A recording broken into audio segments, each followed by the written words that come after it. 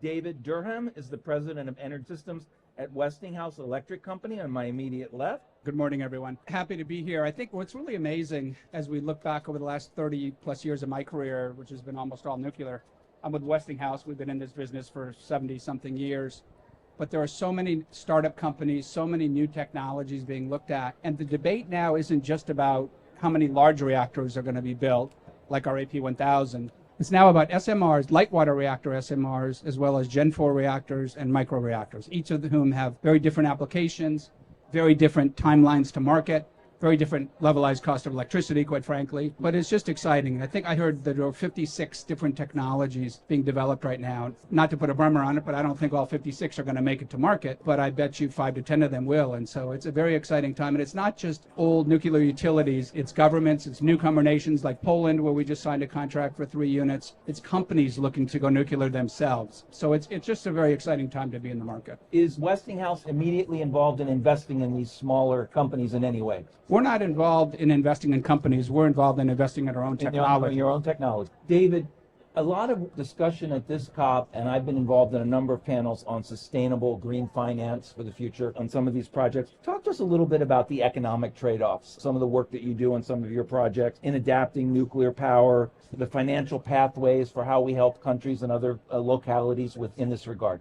I think that there are already existing mechanisms, particularly with the U.S. government, from our perspective, that can help make new nuclear reality with all over the world. It's just a question of streamlining the processes and making sure that the financial commitment is there from the Congress. I mean, EXIM, DFC, they have the tools to help make this a reality, whether we're talking about large reactors or SMRs. So I think the tools are there, but they haven't really been flexed, and they need to be. How are you working with these organizations to make them economically more feasible as a company? We're working hand in glove with EXIM and DFC as we pursue opportunities. But at the end of the day, they've got to make the decision on financing. If you look at our EVENCHY microreactor, it'll be ready for application in 2027. We've signed an agreement, not disclosed yet, but it will be soon, with a major data center company, one of the biggest in the world. We hope to be talking to others and look forward to that. But their question is, can't you do it faster? They want it now, and the demand is tremendous. A lot of data centers are far less than the SMR side, but now they're starting to ask about SMR because, like you said, there are some data centers out there that are 100, 200 megawatts, and that's perfect for an SMR. So we're seeing huge interest. If we're at COP33 5 years from now, what are we going to be talking about? What are the issues going to be? What are the highlights going to be? What are the new developments going to be? Just from your perspective, I'm going to start with David, just because Westinghouse is on the cutting edge. What's Westinghouse doing now? And then look into the future a little bit with that. If I had to predict the future for Westinghouse, if you look at where we are now with AP1000, we have 5 operating. We're nth of a kind. We have 6 more under construction. We'll have a 6th one operating in a few months.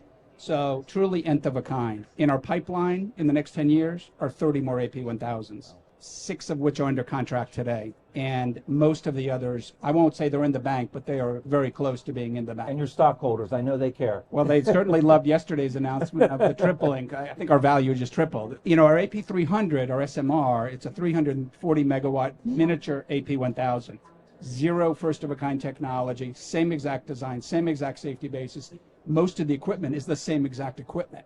So like a reactor coolant pump, we know exactly what it costs. No other SMR vendor could say that. They haven't even produced any of their equipment yet. And so from that standpoint, 10 years from now, I could see a dozen, if not more, AP300 projects underway. Our EVENCHY reactor will be to market in 27-28 timeframe.